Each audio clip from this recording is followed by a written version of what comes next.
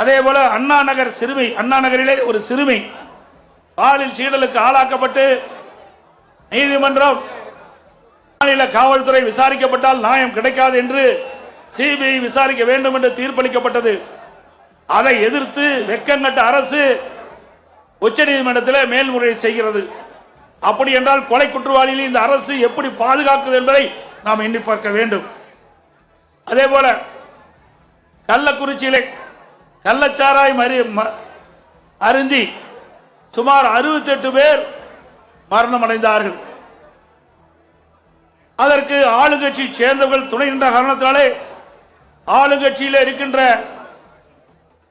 அந்த நபர்கள் தப்பித்து விடக்கூடாது என்பதற்காக மாநில காவல்துறை விசாரிக்கப்பட்டால் நியாயம் கிடைக்காது என்ற அடிப்படையிலே அனைத்து இந்திய அண்ணா திராவிட முன்னேற்ற கழகம் உயர்நீதிமன்றத்திலே இந்த வழக்கை சிபிஐ விசாரிக்க வேண்டும் என்று வழக்கு தொடர்ந்து நீதிமன்றம் சிபிஐ விசாரிக்கலாம் என்று தீர்ப்பளிக்கப்பட்டது.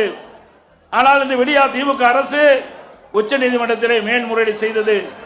இதிலிருந்து நாம் பார்க்க வேண்டும், குற்றவாளிகளுக்கு துணை நிற்கின்ற அரசாங்கமாக திரு ஸ்டாலின் அரசு செயல்பட்டது என்பதை நிரூபணமாக இருக்கின்றது. அதே போல அண்ணா பல்கலைக்கழகத்திலே மாணவி பாலியல் சீண்டலுக்கு ஆளாக்கப்படுகிறார். அதிலே ஒரு அமைச்சர் திமுக கட்சி சேர்ந்தவர்கள் எல்லாம் ஈடுபட்டிருக்கின்றார்கள். ஆனால் அந்த வழக்கு நீத்து போகின்ற அளவுக்கு இன்றைய நிலைமை இருக்கின்றது. மீண்டும் அண்ணா திமுக ஆட்சி மலரும், இதை தூசி தட்டி எடுக்கப்பட்டு உண்மை குற்றவாளிகளை சட்டத்தின் முன் நிறுத்தப்படுவார்கள்.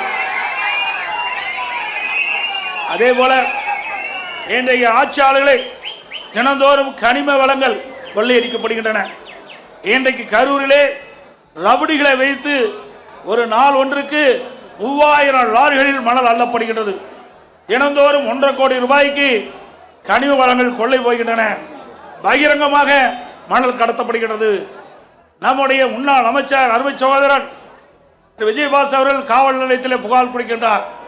அங்கிருக்கின்ற மாவட்ட ஆட்சித்தளத்தில் புகார் கொடுக்கின்றார். சம்பந்தப்பட்ட துறை அதிகாரத்திலே புகார் கொடுக்கின்றார். எந்த புகாரும் அவர் எடுத்துக் கொள்ளப்படவில்லை. அதிகாரிகளுடைய துணை கொண்டு இதுவரை மணல் கொள்ளை சர்வசாதாரணம் நடந்து கொண்டிருக்கின்றது.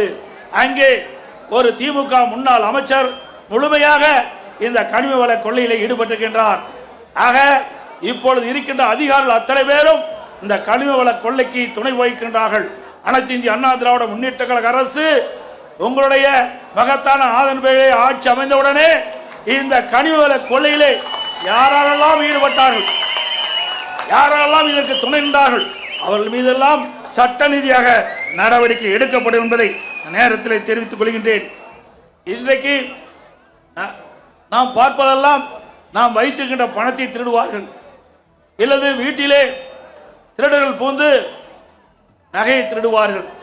ஆனால் இன்றைக்கு விடியா திமுக ஆட்சியிலே உடல் உறுப்புகளை திருடுகின்ற ஒரே ஆட்சி இந்த ஆட்சியிலே தான் பார்க்கப்படுகிறது. சிந்தித்து பாருங்கள். நாமக்கல் மாவட்டம் அந்த பகுதியிலே வறுமையின் காரணமாக ஏழைகள் அவருடைய உடல் உறுப்பு கிட்னியை முறைகேடாக இன்றைக்கு திமுக கட்சி சேர்ந்த எம்எல்ஏ மருத்துவமனையிலே அழைத்து சென்று முறைகேடாக அவருடைய கிட்னியை இன்றைக்கு திருடியிருக்க என்று சொன்னால் இந்த ஆட்சி எப்படிப்பட்ட ஆட்சி என்பதை எண்ணி பார்க்க வேண்டும்.